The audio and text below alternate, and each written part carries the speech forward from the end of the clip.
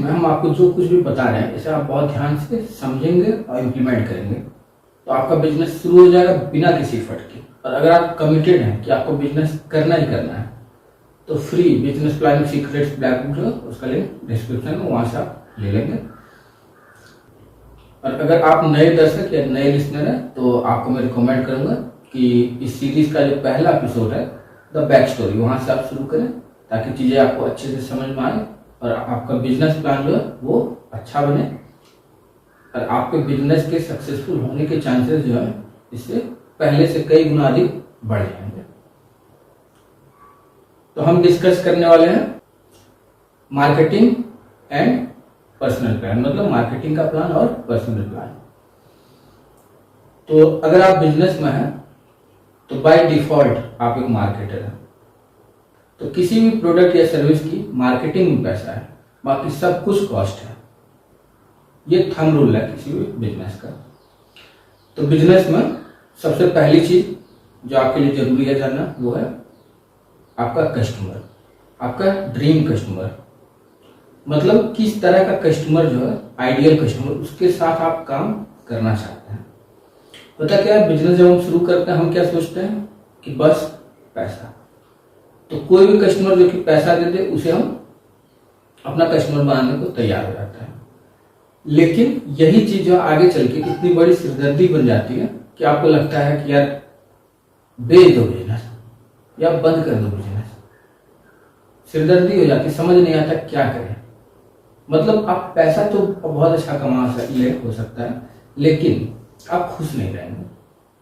और बहुत सारी कंपनियां हैं जो कि अपने ड्रीम कस्टमर को पहचान नहीं पाते हैं, इसलिए वो बिजनेस खत्म हो जाता है। क्योंकि जो बिजनेस कस्टमर सेंट्रिक नहीं है वो नहीं चलेगा। इस बात से कोई फर्क नहीं पड़ता कि कितनी फंडिंग है उसके पास, कितने टीम मेंबर हैं, कितनी एक्सपर्टीज है, कितने प्रोडक्ट सर्विसेज, इस बात से फर्क नहीं पड़ता। अगर वो अपने ड्रीम कस्टमर को नहीं पहचानती है तो वो बिजनेस बंद हो जाएगा, आज नहीं तो कल वो बंद होना ही होना। तो ड्रीम कस्टमर जो है इसे आप अच्छे से पहचानें और कस्टमर जो है उसको लाइफ टाइम कस्टमर कैसे आप बनाएं इस पर आप ध्यान दें, मतलब लाइफ टाइम वैल्यू कस्टमर की जो वो बढ़े। तो अपने ड्रीम कस्टमर को आप जितने अच्छे से पहचाने उतना ही अच्छा है। इसके बाद बात करते हैं मार्केटिंग की।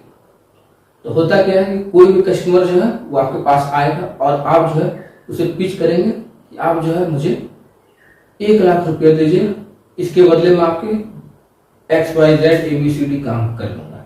तो क्या होगा, वो डर जाएगा, अरे यार 1,00,000 रुपया मांग रहा है।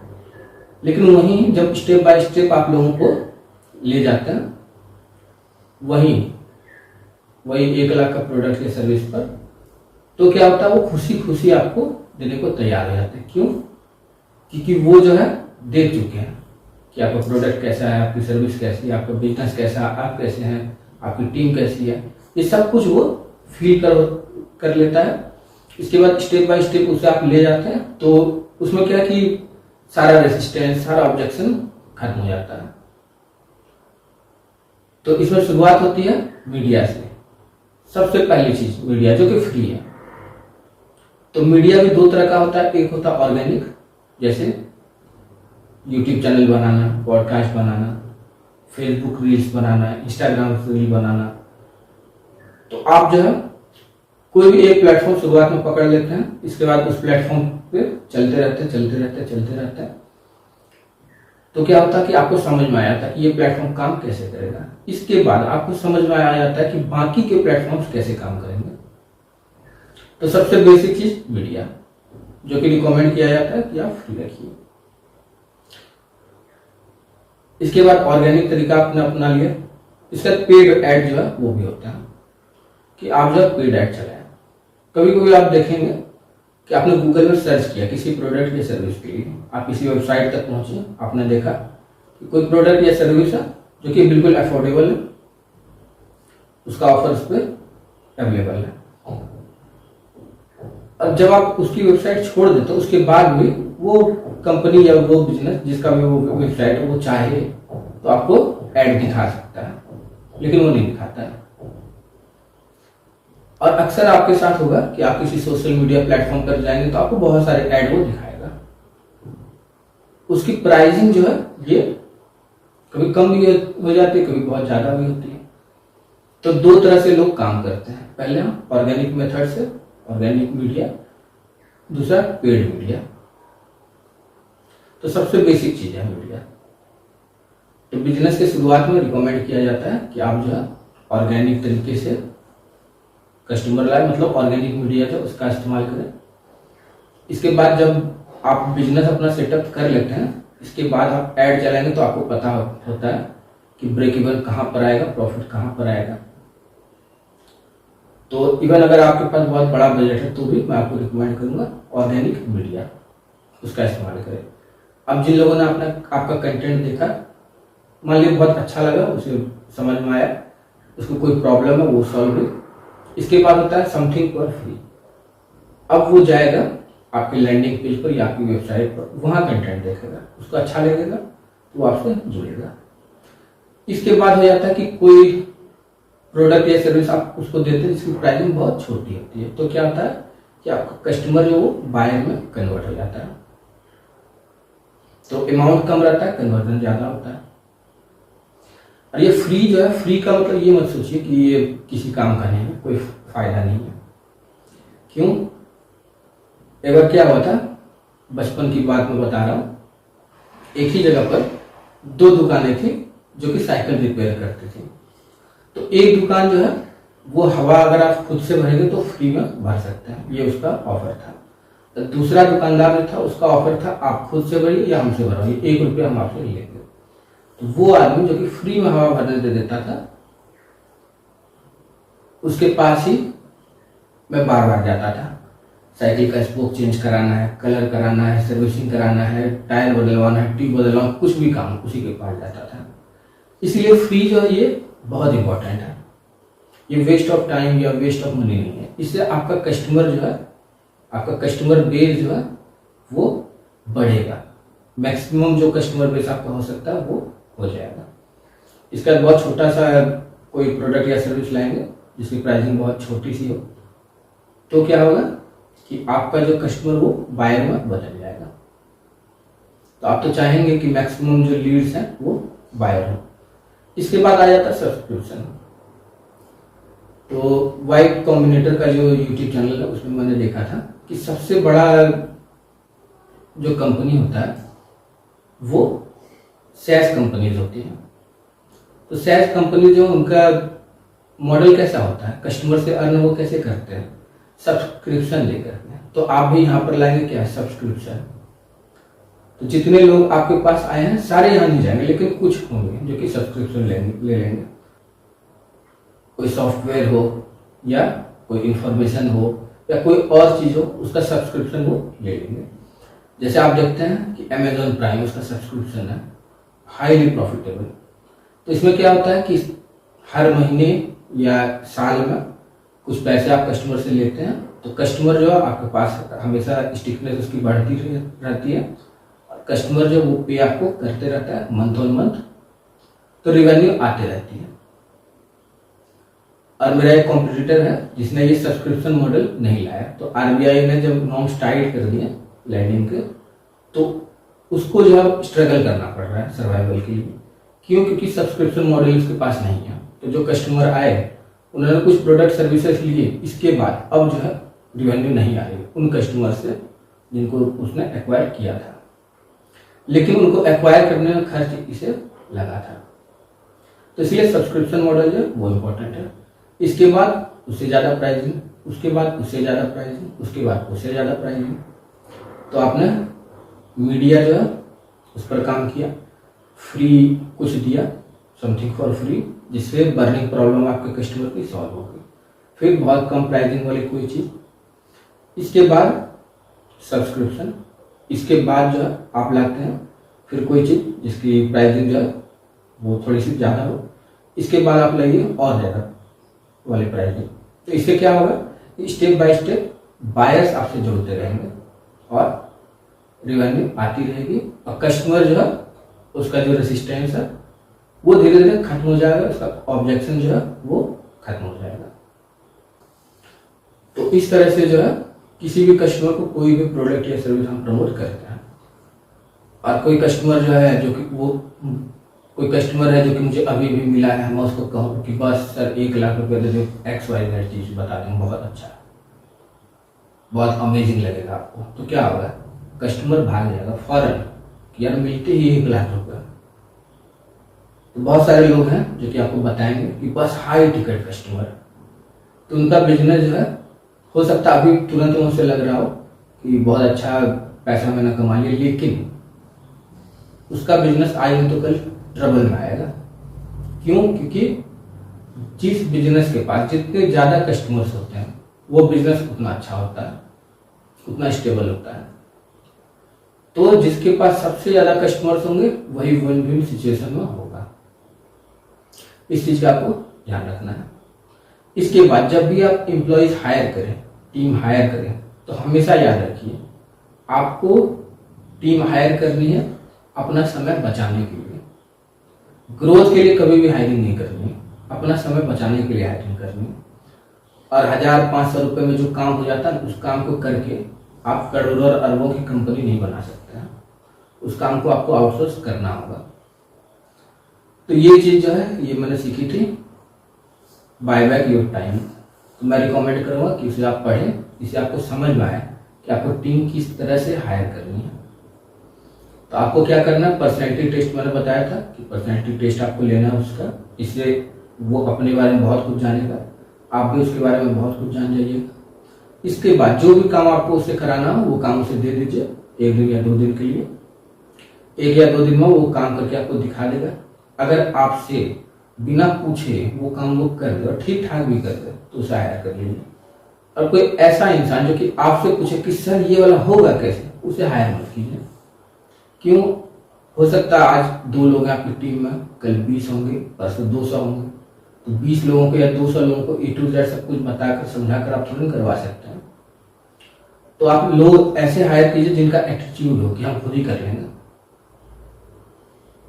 और बाई चांस कभी अगर बहुत बड़ी प्रॉब्लम होती है तो आप उनसे रिकमेंडेशन मांगेंगे कि 3 रिकमेंडेशन मुझे दीजिए इसको सॉल्व करने के लिए।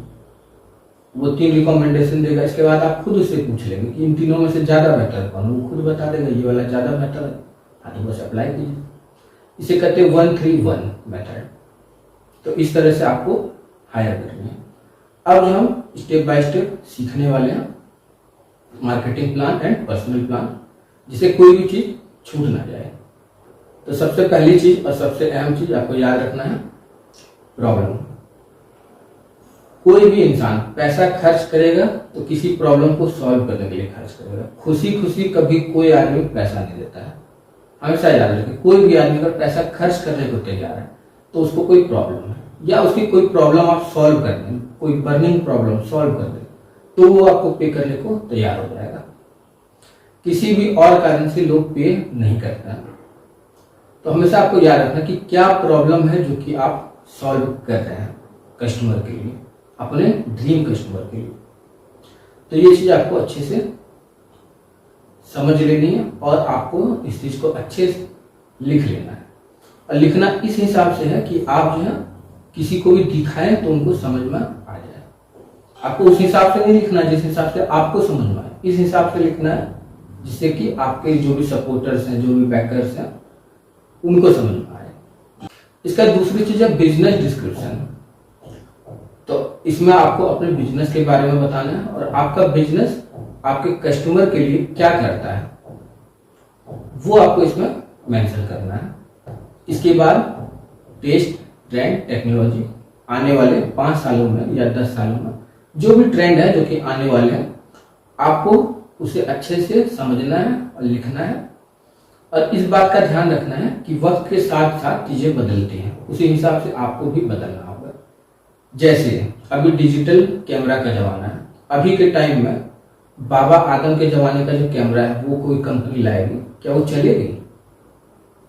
म्यूजियम में हो सकता है चल जाए, बाकी कहीं नहीं चलेगी। क्यों? क्योंकि जमाना बदल रहा है, बदलते हुए समय के साथ वो कंपनी नहीं बदली तो क्या होगा, वो नहीं चलेगी।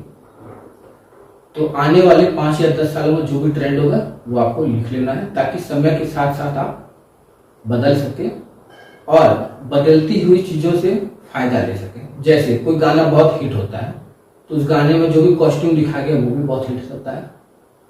तो वो कॉस्ट्यूम अगर आप प्रिंट करना शुरू करें, मार्केट में सेल करना शुरू करें, तो हो सकता है अच्छा बिके। जैसे शक्तिमान बचपन में मैं देखा करता था, तो शक्तिमान का कॉस्ट्यूम जो है वो बहुत बिकता था।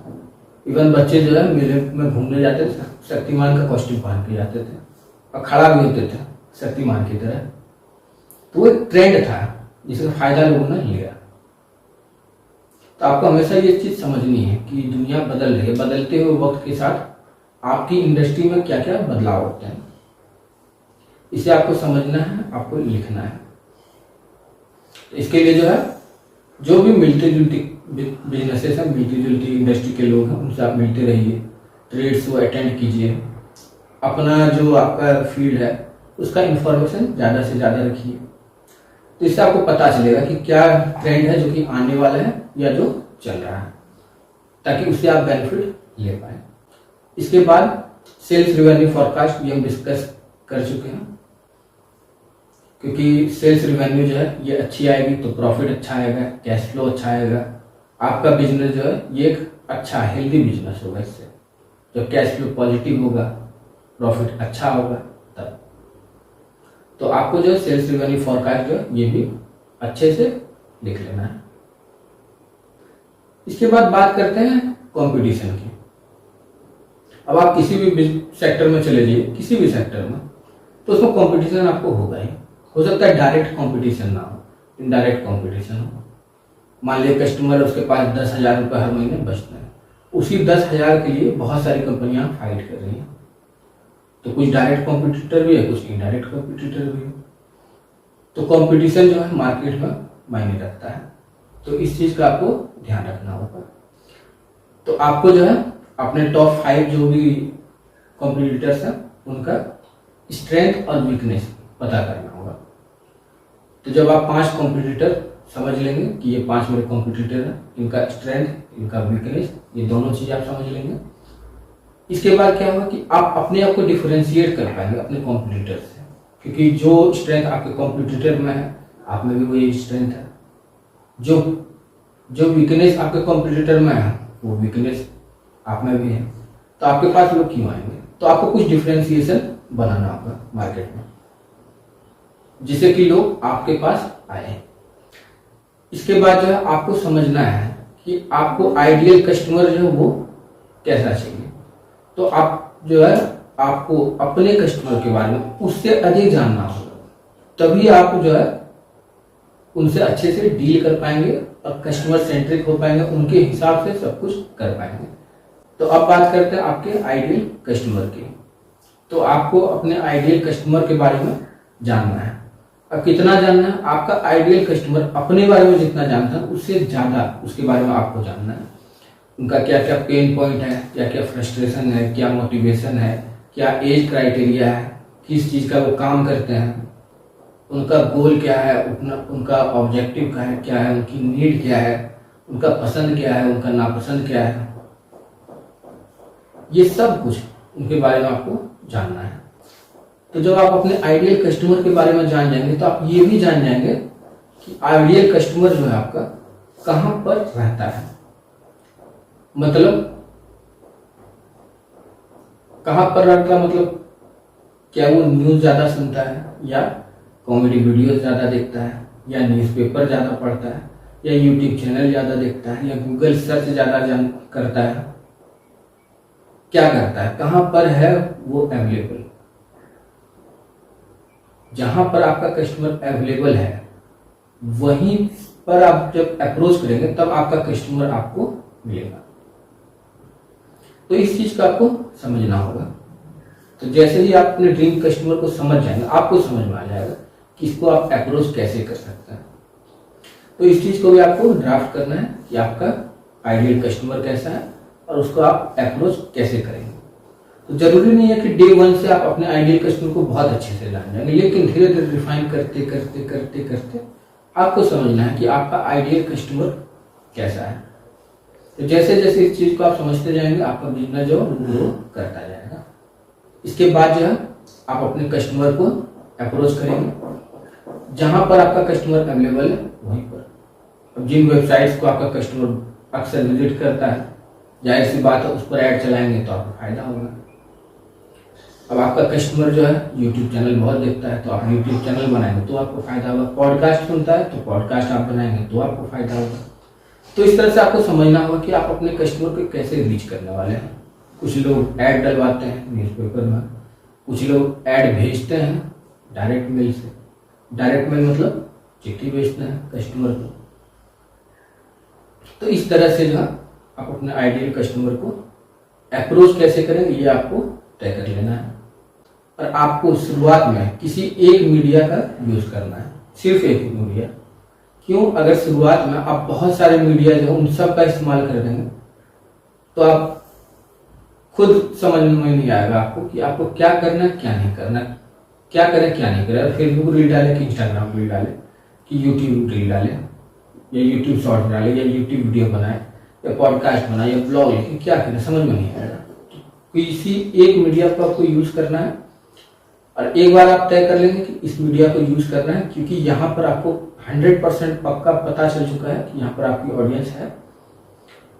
तो अब क्या करेंगे, उस पर आप कंटेंट बनाना शुरू करेंगे। ऑर्गेनिक रीच जो वो बढ़ेगी आपकी इससे। और इसमें जो है आपको अच्छे से समझना है कि ये प्लेटफॉर्म काम कैसे करता है।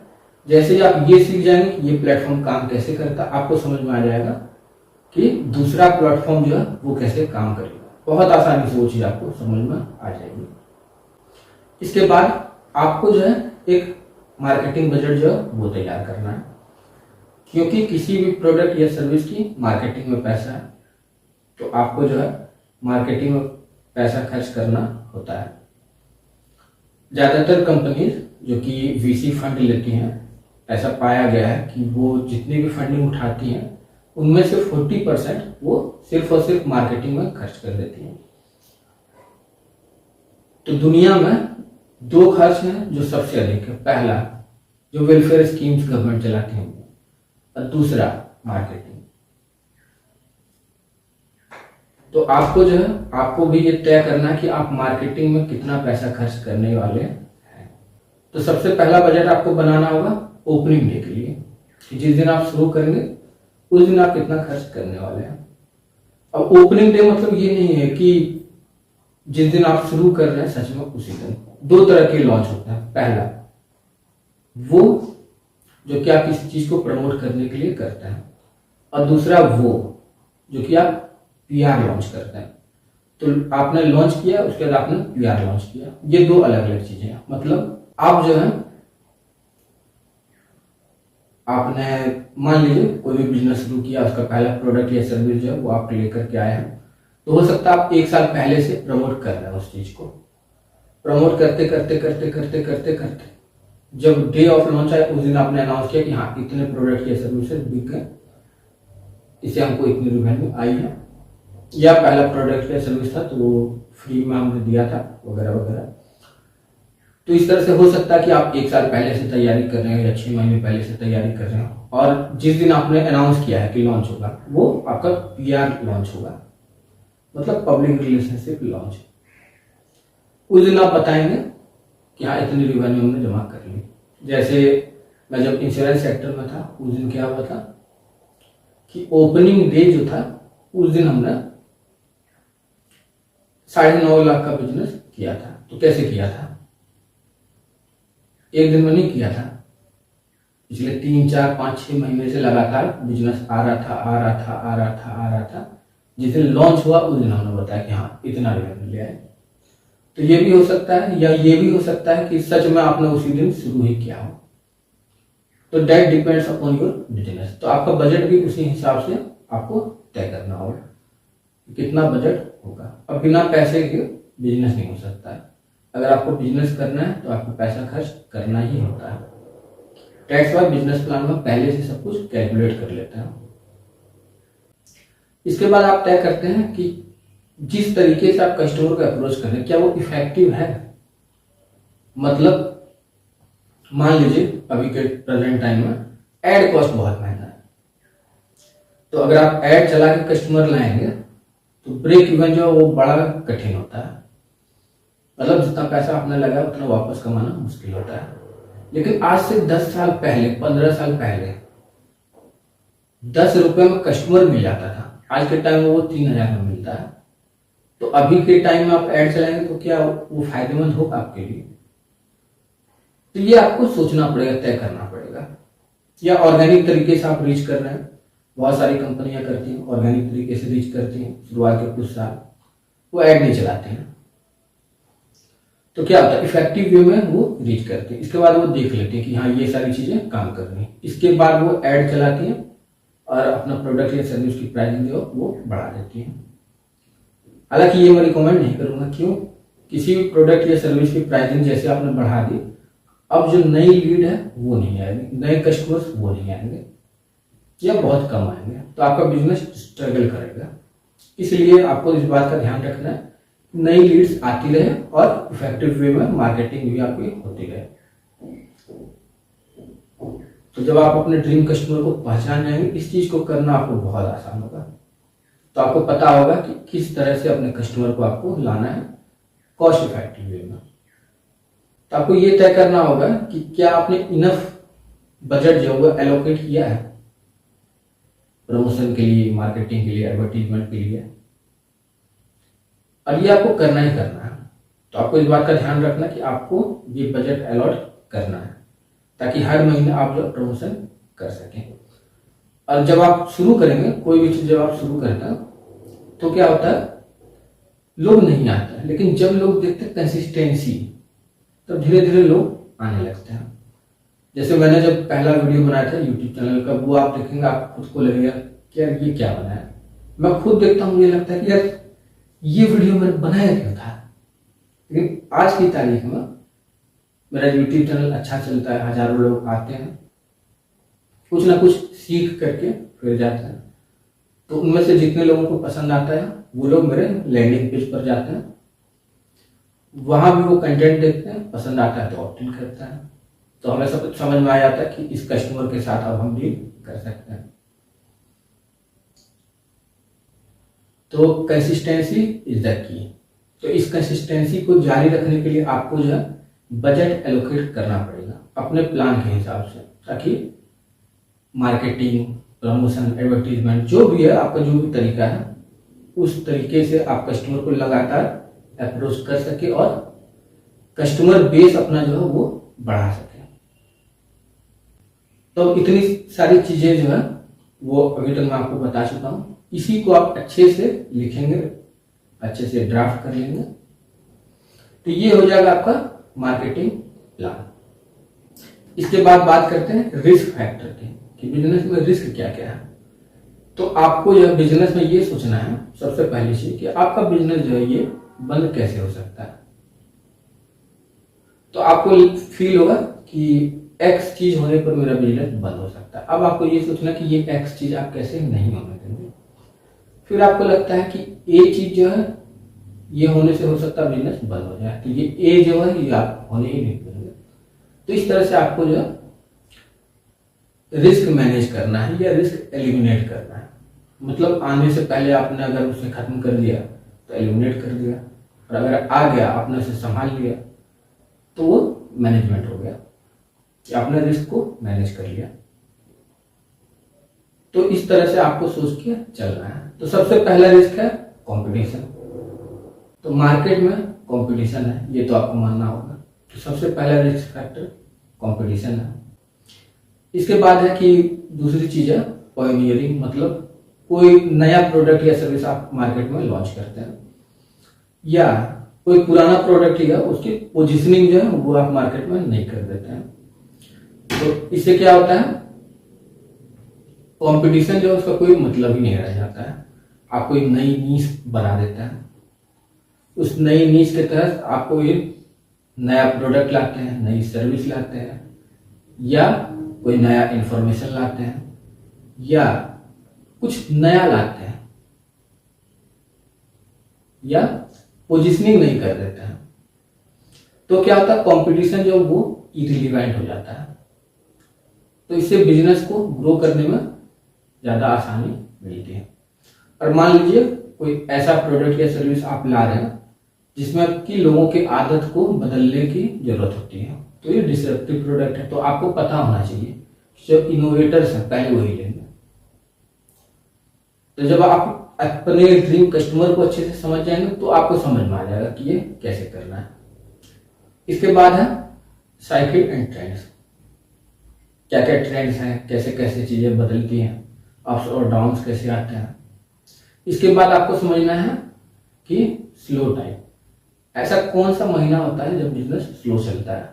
जैसे मान लीजिए कोई जिम है, वो चल रहा है, तो उसमें क्या होता है कि ठंड के दिनों में लोग कम हो जाते हैं, तो वो स्लो ट्रेंड होता है कि बिजनेस उस वक्त में स्लो हो गया। या हमारे बिजनेस में प्रेजेंट टाइम में क्या होता है कि मंथ के शुरुआत में और मंथ के एंड में कस्टमर अच्छे आते हैं, इस बीच कस्टमर आने कम हो जाता है। तो ये साइकिल है, ये ट्रेंड है। मुझे समझ में आता है कि महीने की शुरुआत में लोग आएंगे या महीने के अंत में आएंगे, बीच में लोग बहुत कम आएंगे। तो ऐसे ही जिम वाले लोग जो उनको पता होता है कि ठंड के दिन में जिम जो है उसमें लोग कम आएंगे, तो रिवेन्यू भी कम होने वाली है। तो आपको साइकिल ट्रेंड ये आपको समझ के रखना है। स्लो टाइम आपके बिजनेस का उसको समझ के रखना है और अच्छे से लिख करके रखना है, इस हिसाब से कि आप जो है अपने सपोर्टर्स या बैकर्स या जिनको भी आप बिजनेस प्लान दिखाएं उनको समझ में आए। कभी भी इसी तरह से मत लिखिए कि सिर्फ आपको समझ में आ जाए। इस तरह से लिखिए कि आप दूसरे को अगर बिजनेस प्लान दे तो वो फट से समझ में आ जाए उसे। यही बिजनेस प्लान है। आपको बार बार लोगों को समझाना नहीं पड़े, जाके वो देखेंगे, पढ़ेंगे, उनको आराम से समझ में आ जाए। इस हिसाब से आपको लिखना है। बहुत सारे लोग इस हिसाब से लिखते हैं या बोलते हैं जिससे कि उनको समझ में आ जाए। तो आपको तो पता है ही, आपको थोड़े ना पता करना है, आपको दूसरे को समझाना है, वो भी बिना बोले एक ही बार में देखे और समझ जाए, इस तरह से। इसके बाद कैश फ्लो जो है वो आपको समझना है। कैश फ्लो बहुत बहुत इंपॉर्टेंट है। आपको अच्छे से जानना है कि कितने मंथ नेगेटिव रहने वाला है, कितने मंथ पॉजिटिव रहने वाला है। और पॉजिटिव कैश फ्लो जैसे हो जाएगा, जितना पैसा आ रहा है और जितना पैसा जा रहा है उसका डिफरेंस पॉजिटिव हो जाएगा।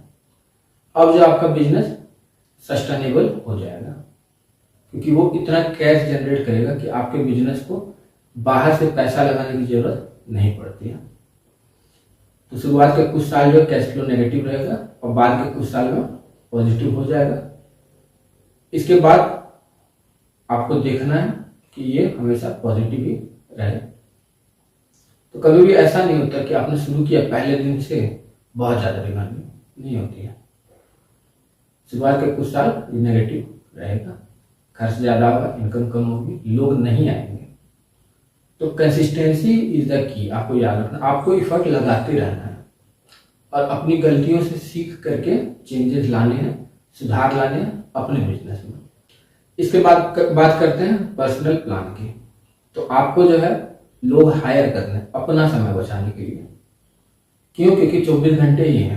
अगर आप टाइम ट्रेडिंग करेंगे तो फिर आप बहुत अच्छा पैसा नहीं कमा पाएंगे। तो आपको जो है लोग हायर करने हैं इस हिसाब से कि आपका समय बचे। इस चीज को जो है बहुत अच्छे से समझाया गया है बाय बैक योर टाइम में। ये एक बुक है और ये गेम है, बाय बैक योर टाइम। तो उसमें समझाया गया है कि सबसे पहली चीज जो कि आपको हायर करना है कोई असिस्टेंट। क्यों? 500 रुपए में जो काम आप करा सकते हैं या 1000 रुपए में जो काम करा सकते हैं वो आप खुद करेंगे तो कंपनी करोड़ों अरबों की नहीं बनेगी। तो आपको आउटसोर्सिंग करनी होगी। तो आप सबसे पहले असिस्टेंट हायर करेंगे। छुटपुट जो काम आप करते हैं वो काम आप खुद से कराएंगे। इसके बाद नेक्स्ट लेवल आप जो है मार्केटिंग आउटसोर्स कर देंगे। उसके बाद कस्टमर सर्विस जब वो आउटसोर्स कर देंगे। सेल्स जो है इसके बाद आप आउटसोर्स कर, मतलब कोई ऐसा काम जिससे आपको फौरन पैसा आता है लेकिन बहुत ज्यादा उसमें एनर्जी लगती है, वो आप दे देंगे। इसके बाद वो काम जो कि आपको बहुत ज्यादा प्रोडक्टिव बनाए वो आपको खुद करना है। और वो काम जिसमें आपको मजा आए, वो भले फौरन आपको रिटर्न नहीं दे रहा है लेकिन लॉन्ग टर्म में वो रिटर्न आपको देगा, उस चीज को आप खुद करें। तो जो काम छुटपुट काम है वो काम आप अपने असिस्टेंट से करें। इसके बाद मार्केटिंग वाले लोग, कस्टमर सर्विस वाले लोग, सेल्स वाले लोग, इनको आप हायर करें। इसके बाद वो काम करें जिससे कि आपकी प्रोडक्टिविटी जो वो बढ़ती है, जो कि आपको पसंद है वो करें। इसके बाद वो काम जिससे आपको लॉन्ग टर्म में फायदा होगा, अभी तुरंत फायदा नहीं है, वो करें। जैसे आप अपने घर के लोगों के साथ टाइम स्पेंड करें, कोई अच्छी बुक पढ़ें जिससे बेनिफिट आगे चल के आपको होगा, कोई पॉडकास्ट जो है उसमें आप अटेंड करें एज ए गेस्ट, या किसी न्यूज चैनल में आप इंटरव्यू देने जाएं, या आप जो है अपनी फैमिली के साथ किसी टूर पे जाएं। तो ये 2 काम आपको करना है जो आपको पसंद है और जो आपको प्रोडक्टिव बनाता है वो काम। इसके बाद वो काम जो लॉन्ग टर्म में आपको फायदा दे और जिसमें आपको मजा आता है। बाकी सारे काम आपको आउटसोर्स करने, लेकिन धीरे धीरे, स्टेप बाय स्टेप। तो इस तरह से आप अपना पर्सनल प्लान जो है वो तैयार कर लें। इसके बाद आप ये तय कर लें कि आप जो है लोगों को अपना बिजनेस जो है किस तरह का दिखाना चाहते हैं। कस्टमर सेंट्रिक दिखाना चाहते हैं, ऑनलाइन दिखाना चाहते हैं, ट्रांसपेरेंट दिखाना चाहते हैं, कैसा दिखाना चाहते हैं। तो उस हिसाब से जो है आप लोगों को भी हायर करेंगे उसी हिसाब से। तो आपको पहले से तय कर लेना कि आपको जो है पब्लिक पर्सोना अपनी कंपनी का कैसे बनाना है। इसके बाद जो है आप स्टाफिंग शेड्यूल बनाएं कि आपको कितने लोगों की जरूरत है और कितने बजे से कितने बजे तक वो काम करेंगे। ये चीज आपको पहले से तय कर लेनी है। तो अगले 2 सालों के लिए मैं रिकमेंड करूंगा कि आप बना लें कि कब कब किसको किसको आपको हायर करना है। और बाय बैक योर टाइम जो ये बुक मैं रिकमेंड करूंगा आपको कि वो पढ़ लें। इसके बाद आप ये बनाएंगे तो आपके लिए ये चीज आसान होगी। अदरवाइज बहुत कम समय में मैं बहुत सारी चीजें आपको नहीं बता सकता हूँ, और क्योंकि किसी और का वो कंटेंट है तो उनसे प्रायर परमिशन लिए बिना मैं सब कुछ आपको नहीं बता सकता हूँ। ये किसी और का कंटेंट है, इस पर मेरा राइट तब तक नहीं है जब तक वो मुझे राइट देना है। इसके बाद जब लोगों को आप हायर करेंगे तो आप क्या करेंगे, उनको प्रॉपर लिख के दे देंगे कि उनको एग्जैक्टली क्या करना है। इससे क्या होगा कि कंफ्यूजन नहीं होगा उनको कि मुझे क्या करना है क्या नहीं करना है। तो बिजनेस के शुरुआत में जब लोग आते हैं तो वो जनरलिस्ट होते हैं, एक ही आदमी जो मल्टीपल काम करता है। तो आपको डिवाइड कर देना है कि ये काम आपको करना है, ये सारे काम आपको करना है, ये काम आपको करना है। तो इससे क्या होगा कि उनको फ्रॉम डे 1 क्लियर रहेगा, यही काम मुझे करना है और वो काम उसे करना है। तो एक अकाउंटेबिलिटी रहेगी कि इसका जिम्मेदारी आपका, इसका जिम्मेदारी आपका, इसका जिम्मेदारी आपका। तो लोग बिल्कुल ट्रांसपेरेंटली समझ पाएंगे कि उनको क्या करना है और क्या नहीं करना है। इसके बाद इन सारी चीजों को आप जो अच्छे से लिख लेंगे, ड्राफ्ट कर लेंगे इस तरह से कि लोगों को समझ में आए। आपको तो समझ आ ही जाएगा, लेकिन जो आपके सपोर्टर्स हैं, जो बैकर्स हैं, उनको समझ में आना चाहिए अच्छे से। उस हिसाब से आपको लिखना है। और अगर आप कमिटेड हैं कि आपको बिजनेस करना ही करना है तो free business planning secrets black book जो उसका लिंक डिस्क्रिप्शन है, वहां से आप ले लेंगे।